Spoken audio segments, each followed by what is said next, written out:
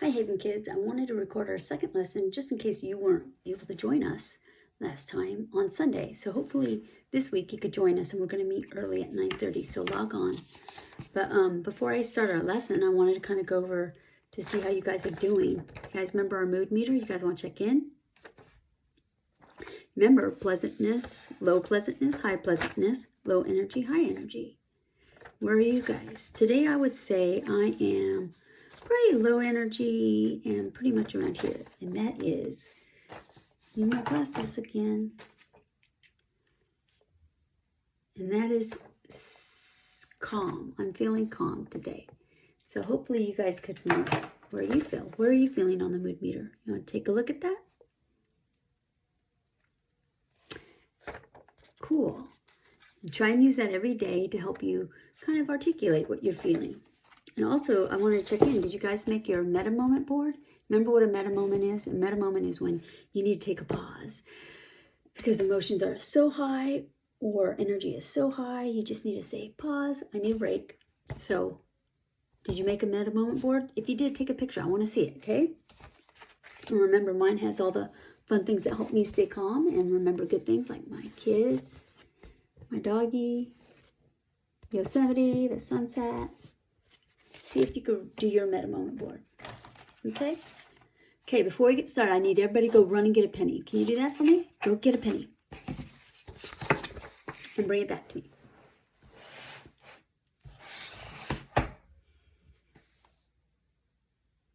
Okay. Did everybody find a penny? Here's mine. I found a penny. Was it hard to find? Or was there a place in your house that you guys keep all the change, like in a coin jar or in a bucket? I just have mine on the desktop, and it was able to find a penny. Take a look at it. What year is your penny? Mine's 1996. It's kind of an old one. When I did this on Sunday, someone had a 2019 penny, so that was pretty new and shiny. Today we're going to look at two parables. One is from the Bible, and one I wrote. One is about a penny parable. But the first parable I want to take a look is in the Bible, and it's actually right after the shepherd parable that we studied a couple weeks ago. And if you guys remember what the shepherd parable was about, remember the shepherd lost his sheep? And he went to go find that one lost sheep. Do you remember that? And when he found that one lost sheep, they celebrated and had a party. Well, that's kind of what's going to happen in this next one. But instead of losing a sheep, it's a woman, and she lost a coin. So I'm going to read it to you. It's in Luke chapter 15 in my Bible. It says, "Or imagine a woman who has 10 coins and loses one. Won't she light a lamp or scour the house looking in every nook and cranny until she finds it? And when she finds it, you can be sure she'll call her friends and neighbors. Celebrate with me. I have found my lost coin. Count on it." That's the kind of party God's angels throw every time one lost soul turns to God. So can you imagine if I lost this penny and I couldn't find it, but when I did find it, I threw a party? That would be really weird, wouldn't it? Because a penny is how much? 1 cent? How many pennies make up $1? 100. That's a lot. So one lost penny really isn't that much, but it was important to that woman to find her one lost coin, even if it was just one, because every coin's important. And remember, if a parable is a story that gives a spiritual lesson, what might the spiritual lesson be behind that? That even the small coin is important to God, even our lives are important to God. I wrote a parable about a penny. It's called The Parable of the Penny. And I actually wrote it like this. On every page, I have space.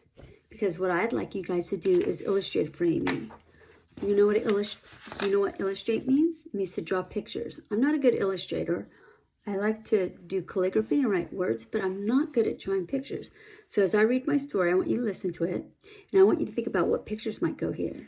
And then I'm sharing the document with your parents, and if they want to print it out, they could print it out for you, and you could illustrate it for me. I would really like that. So the parable of the penny, here we go. When a penny is created, it comes out of a machine, and it is packed with many other pennies, 50 to be exact. And then these 50 pennies are sent to banks and stores around the country to enter into the circulation of money. So one day there was a new penny created, and this is where our story begins. Our story is about a penny named Copper, okay? When Copper, a new penny, was born, they were shiny, sparkly, and brand new. They loved how they sparkled and how they were so shiny without blemish. Copper felt so special and good inside. They just knew they were created for something great. They couldn't wait to get out into the world and make a difference. One day, Copper was put into a dish of pocket change. Copper was excited to meet other coins, and there were quarters, dimes, nickels in the dish, and a lot of other older, dirty pennies. In fact, when Copper looked around, they realized that they were the shiniest coin in the dish. That made Copper filled with pride, and a big smile beamed from Copper. With a big smile and excitement, Copper shouted out to everyone, "Hi, how are you all doing? It's so great to meet all of you." Some said hello, but they weren't as excited as Copper. Most just ignored Copper because they were so used to being around coins that it wasn't anything new to them to see a new penny. Being so new, Copper wanted to know what it was like in the world. "Tell me about the world," Copper demanded from the coins. "What do you want to know?" asked the quarter. "Is it fun in the world? Do people use you all the time? Are we important to people? Where have you gone? What is the best place that you've been?" Copper didn't wait for an answer, but kept on talking with more and more excitement. "I can't wait to get out into the world and be used by people. I bet people will use me to buy something really special." Some of the coins started laughing at Copper. "What's so funny?" Copper asked. "You're just a penny," the quarter said with contempt. "I know. I am a new and shiny penny," Copper said with pride. "But you are just a penny, and a penny isn't worth anything. No one cares about pennies," explained the quarter. "I don't understand," Copper said, a little confused. "I'm so pretty and shiny, and you all are old and dirty. I must be more important than all of you." Another older penny spoke up with a sad voice. "The quarter is right.